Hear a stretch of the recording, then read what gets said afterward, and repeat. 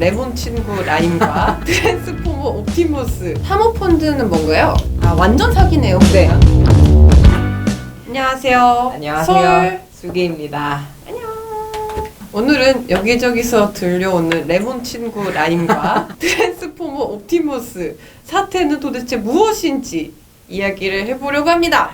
라임하고 옵티머스는 사모펀드와 관련된 금융 사기 사건에서 시작한다라고 보시면 될 것 같아요. 사모펀드는 뭔가요?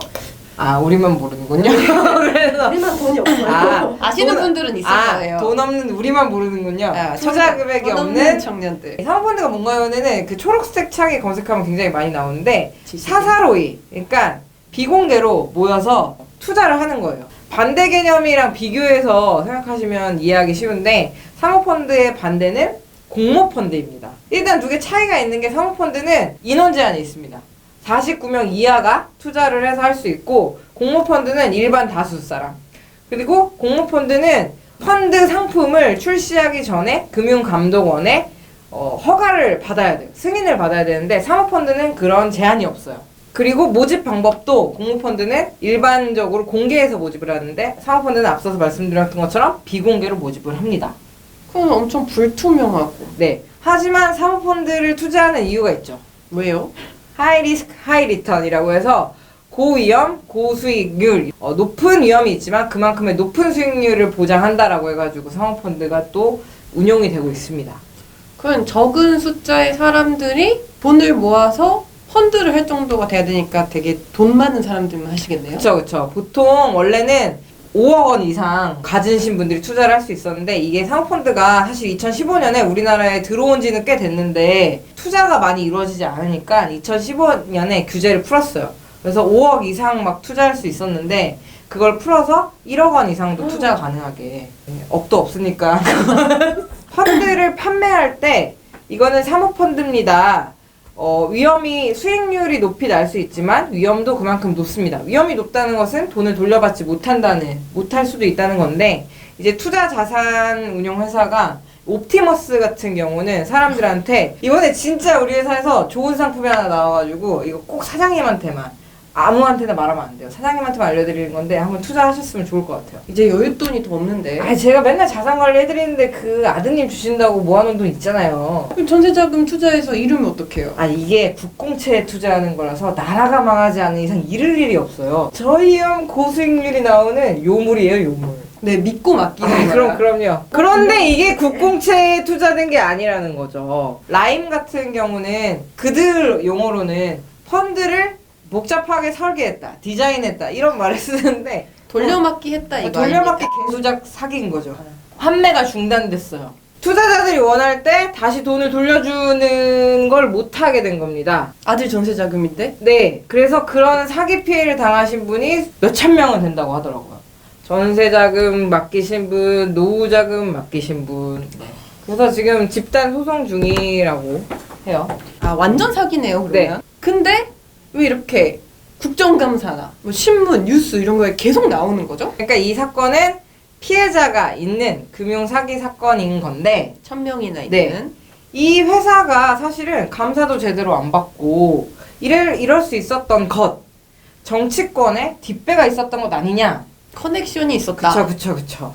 근데 이것이 그냥 의혹만 제기된 게 아니라 이 라임 사태와 관계가 있는 책임자급의 김봉현이라는 회장이 검찰 조사 과정에서 전 청와대 정무수석인 강기정 수석한테 5천만 원을 건넸다라는 진술이 나와요. 그러니까 로비를 한 거죠. 그 회사가 금융감독원에 뭐 조사를 좀 미뤄달라고 하거나 미리 감독이 나온다는 정보를 빼달라고 하지 않았으면 어떻게 이 사기가 가능했겠냐? 라는 것이 있으면서 줄을 댔을 거다. 그리고 이제 이게 공방이 됩니다. 그러니까 야당이 야 거기 니네 이름 나왔잖아! 라고 하는 거고 여당 인사들 네. 이름 이 사건에 언급되고 있어. 여기서부터 누구 이름이 나왔냐. 강기정 전 청와대 공무원, 민주당 의원, 민주당 지역위원장 이런 이름들이 쫙 나오니까 이거 정치권이 봐주고 이런 사기가 가능했던 것이다 라는 이야기가 나오기 시작한 거예요. 그런데 이 민주당 왈, 야 우리 이름이 중요한 게 아니고 저기서 나온 저 이름은 니네 선거운동 해주고 너 도와줬던 사람이야. 당신들의 지분율도 꽤 있다. 라고 서로 여당과 야당이 공격을 하고 있는 거죠. 그러니까 참여정부 때 인사였는데 그쵸. 최근 선거는 나경원 선거를 도와준 사람. 그렇죠. 이런 사람들이 있는 거예요. 네, 그렇죠. 그래서 이름이 나오고 관계가 있다라고 하는 사람들이 이거 네 편이니 내 편이니 이렇게 서로 싸우고 있는 상황이어서 굉장히 복잡해지고 있습니다. 정치권까지 공방이 가열되고 있죠. 거기다가 공수처가 설치되냐 마냐까지 범벅이 되어 있어요. 공수처. 네. 공수처는 세우기로 결정이 됐잖아요. 네. 작년에 난리를 치고 올 7월에 고위공직자범죄수사처를 설치하기로 했습니다. 법이 통과가 됐죠. 네. 그럼 이 사건은 금융사기 사건에 고위공직자들이 연루된 사건이니까 공수처가 빨리 만들어져서 수사를 하면 되는 거 아닙니까? 맞아요. 그렇게 해서 명명백백 밝혀야 하는데 야당에서는 공수처 설치를 미루고 있는 거고 또 여당에서는 야당이 미뤄서 수사를 못하고 있네 이러고 있는 거예요. 그래서 제 맨날 해야 생각은 될 걸 안 하고. 공수처 설치 빨리 하고 조사 다 받으세요. 이름 나온 사람들 싹 다 받으시면 돼요. 그리고 민주당 핑계대지 말고 만약에 자기네들 이름 나왔으면 내부 감사 실시해서 발표해야죠. 최근에 많은 청년들이 이런 말을 합니다. 불로소득이 왜 나빠요? 건물주가 되고 싶다. 그리고 많은 청년들이 정말로 주식 투자도 하고 있어요. 많이 공부를 해서. 맞아요. 마음 아픈 얘기를 봤었는데 제가 야간 알바를 3년 동안 밤새 했었는데 그때 받은 최저시급보다 주식을 해서 번 돈이 더 많더라. 그래서 내 지난 3년이 비참했다. 근데 그게 마음이 좋지 않더라고요. 그래서 저는 실제로 근데 정치권과 관계된 그리고 사모펀드를 하면 몇 억을 벌 수 있다. 이런 것들이 계속 언론에 기사화되고 나오고 있는 게 불로소득은 왜 나빠? 정치권은 다 그래. 라는 이런 생각들을 만든다고 생각해요. 그래서 저는 사모펀드는 제대로 규제를 하고 그리고 정치권은 명명백백히 밝혀서 이런 생각들이 나오지 않도록 하는 것이 필요하겠다라는 이야기를 하고 싶었습니다. 유명 정치인이 거론되어서 공방이 되었다는 이유로 실제로 피해를 받은 피해자들에 대한 패싱이 있지 않았으면 좋겠어요. 피해를 받은 천여 명의 사람들이 있잖아요. 네, 그 사람들이 그 피해가 제대로 구제될 수 있기를 바랍니다. 근데 그분들 부자 아니에요? 조금 부자예요. 조금 부자라고 해서 억울한 네, 일이 생기면 억울한 안 되죠. 일이 생기면 안 되죠. 네.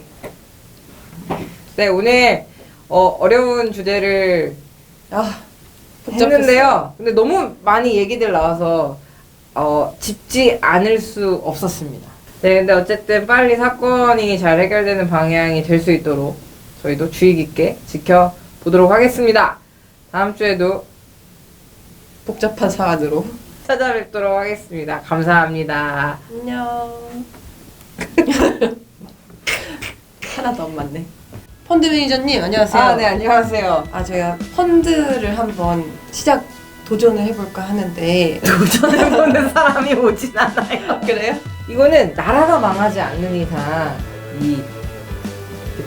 뭐라고 해야 돼? 다시 할게. 뭔가 사기꾼 느낌이 안 나요. 고위험이 아니야. 저위험 고수익률. 어이구, 솔직하게 말해버렸다. 펀드예요? 네네네네. 내가 연료돈이 없어가지고. 죄송해요. 너무 웃겨요. 이거 다 비하인드다. 다시 하자.